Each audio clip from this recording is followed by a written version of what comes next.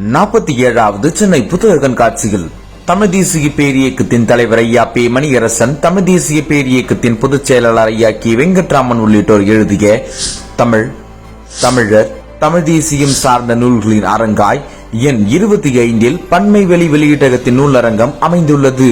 புத்தக திருவிழா நடைபெறும் நாள் ஜனவரி 3 முதல் 21 வரை. இடம் நந்தனம் முயம்சிய மைதானம், சென்னை. அறிவை விரிவு செய்வோம், அனைவரும் வாரீர்.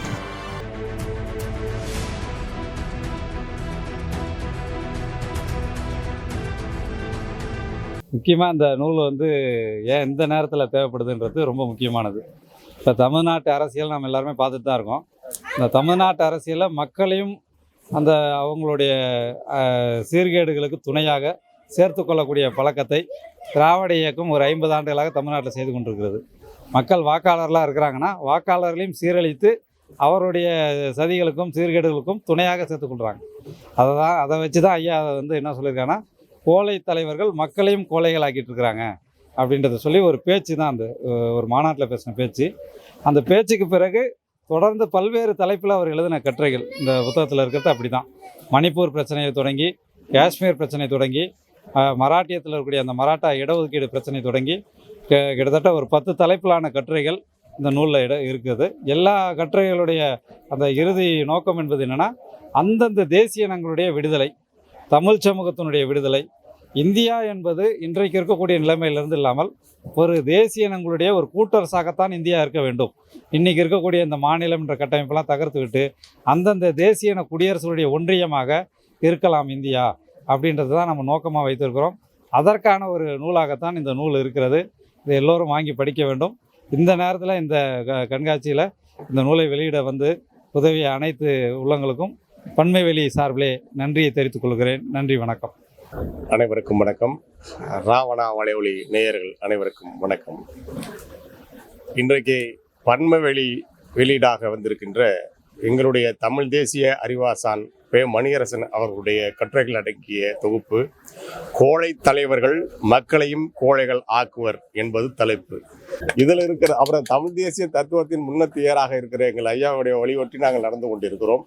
அதையெல்லாம் காட்டிலும் வாசக பெருமக்களுக்கு இந்த தலைப்பே முக்கியமான செய்தியை சொல்லுகிறது. கோழை தலைவர்கள் மக்களையும் கோழைகள் ஆக்கிவிட்டார்கள் அப்படிங்கிறது நம்ம நெடுங்காலமாக பார்த்துட்ருவோம். குறிப்பாக திராவிடத்தின் கையிலே சிக்குண்டு தமிழ் நிலம் அனுபவித்து கொண்டிருக்கிற அத்தனை துயரங்களையும் நம் தலை மீது சுமந்து கொண்டு தானே இருக்கிறோம்.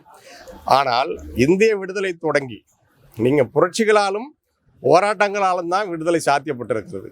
ஆனால் அகிம்சையால் தான் நம்ம விடுதலை வாங்கணும் அப்படின்னு சொன்னாங்கல்ல, அங்கேயே தொடங்கிடுச்சு மக்களை கோழைகளாக்குற அந்த திட்டம்.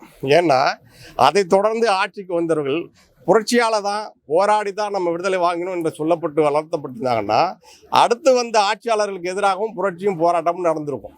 அப்போ அதை தடுப்பதற்காக உங்களுக்கு அகிம்சை என்ற ஒரு கவசத்தை அவர்கள் கையில் எடுத்துக்கொண்டார்கள். இந்த பிரிட்டிஷ் இந்தியாவுடைய கடைசி பிரதமர் சொல்றாரு, நான் சொல்லலை, காந்தியுடைய ஒத்துழைமை இயக்கத்துக்காகவும் வெள்ளையனே வெளியேறு இயக்கத்துக்காகவும் நாங்கள் சுதந்திரத்தை கொடுக்கல. இந்தியாவோட பிரிட்டிஷ் பிரதமராக இருந்த அட்லி குறிப்பிட்டிருக்கிறார். நேதாஜியுடைய படைகள் இம்பாலில் நிற்கிறது. நேதாஜியுடைய படைகளுக்காக, அவருடைய அணிவகுப்புக்காக இதையெல்லாம் கருத்தில் கொண்டு தான் நாங்கள் வெளியேறுகிறோம், இந்தியாவுக்கு சுதந்திரம் கொடுத்துருக்கோம் அப்படின்னு குறிப்பு இருக்கு. அப்போ நம்மகிட்ட எந்த வரலாறை சொல்லணும், எதையும் மறைக்கணும் அப்படிங்கிற திட்டத்தை நீண்ட நெடுங்காலமாக செய்து கொண்டிருக்கிறார்கள். அதன் அடிப்படையில் தான் இங்கே பெரும்பான்மையான தமிழ் இனத்தை எங்கிருந்தோ வந்தவர்கள் தொடர்ந்து ஆள முடிகிறது. நாங்கள் தான் உங்களுக்கு எல்லாம் கற்றுக் கொடுத்தோம் என்று இன்றமும் பேச முடிகிறது இல்லையா? இதனுடைய உள்ளடக்கம்தான் கோழை தலைவர்கள் மக்களையும் கோழைகளாக ஆக்குவர் என்ப கட்டுரையோட உள்ளடக்கம். ஏன்னா போராடுகிறவர்களை பார்க்கும் போதெல்லாம் இவர்களுக்கு வேறு வேலை இல்லை என்று யாருக்காக நாங்கள் போராடுகிறோமோ, நீங்கள் எல்லாரும் போராடுகளை வைத்து நோக்கி சொல்லுகிற அந்த குற்றச்சாட்டு, அந்த ஒதுங்குத்தன்மை இருக்குல்ல, ஒரு தமிழனின் பெருந்தன்மையை, தமிழனின் சகிப்புத்தன்மையை ஒரு மழுங்கடிக்கிற தன்மையாக மாற்றிவிட்ட சாதனையை தான் இந்த திராவிட ஆட்சியாளர்கள் செய்திருக்கிறார்கள். அதை தான் இந்த கட்டுரை பேசுகிறது. அதுதான் இந்த தலைப்பு நமக்கு அறிவுறுத்துகிறது.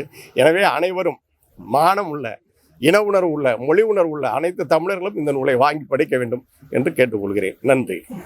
தமிழ் தேசியத்தின் பேராசான் பேமா அவர்களுடைய எழுத்துக்கள், பேச்சுக்கள், செயல்பாடுகள் இது மூன்றும் ஒருங்கே அமையப்பட்ட தலைவர் யாராவது தமிழ்நாட்டில் நீங்கள் குறிப்பிடுங்கள், குறிப்பிடவே முடியாது. என்ன எழுதுகிறாரோ அதைத்தான் அவரும் பின்பற்றுகிறார். எழுத்தும் அவருடைய செயல்பாடுகளும் தொடர்ந்து களப்போராளியாக வலம் வந்து கொண்டிருக்கிறார். அவர் வாழ்கின்ற காலத்திலே நாங்கள் எல்லாம் வாழ்கிறோம், அவர் எழுத்துக்களை படிக்கிறோம் அப்படின்றதே ஒரு பெரிய மகிழ்ச்சி. தமிழ்நாட்டு மக்கள், இளைஞர்கள் இவருடைய வழியிலே வேறு ஒன்றும் செய்ய வேணாம், அவருடைய எழுத்துக்களை படியுங்கள், அவரை பேச்சை கேளுங்கள். ஒரு துளி கூட நீங்கள் வீணாக ஆகவே ஆகாது. இன்றைய தமிழ்நாட்டு அரசியல் மட்டுமல்ல, ஏறத்தாழ 10-15 ஆண்டு காலமாக சீரழிந்து கொண்டிருக்கின்ற தமிழ்நாட்டு அரசியலை ஒழுங்காக மக்களுக்கு கற்றுக் கொடுக்கிறார். அரசியலை பேசுறது யாருமே கிடையாது தமிழ்நாட்டில், அரசியலை பேசுறதுக்கு ஆளே கிடையாது.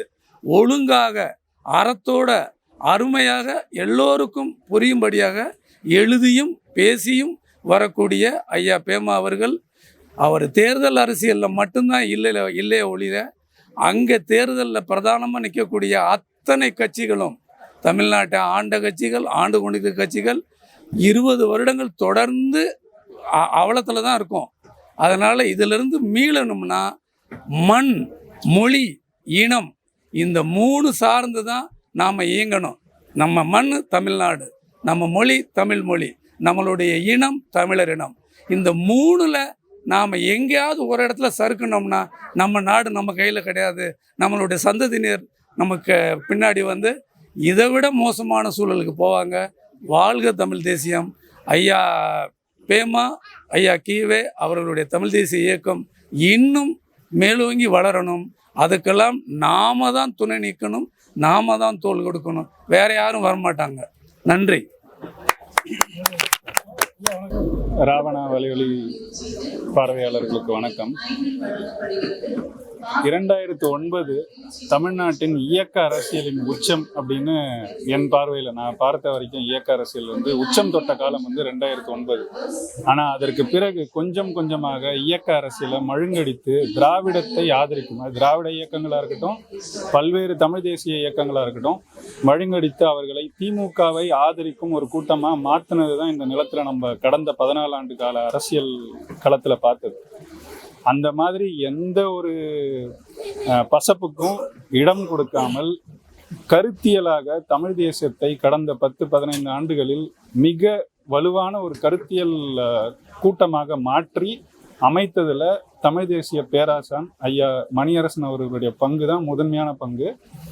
அது அவர்களுடைய எழுத்து பேச்சு எல்லாத்துலேயும் வெளிப்பட்டாலும் இந்த பன்மை வெளியில் அவர்கள் தொகுத்து வெளியிடும் இந்த நூல்கள் ஒரு பெரும் கருத்தியல் போரையே எங்கள் தமிழ் தேசிய களத்தில் அனைத்து எதிரிகளுக்கும், ஆரிய திராவிட எதிரிகளுக்கும் எதிர்த்து இங்கே நடத்திட்டு இருக்கு.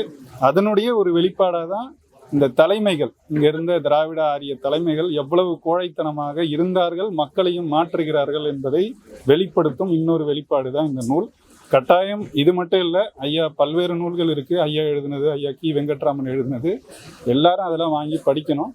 கட்டாயம் இந்த கருத்தியல் போரில் நம்மளும் முன்னின்று போர் செய்வதற்கு இவை தகுந்த கருவிகளாக நமக்கு அமையும். நன்றி, வணக்கம்.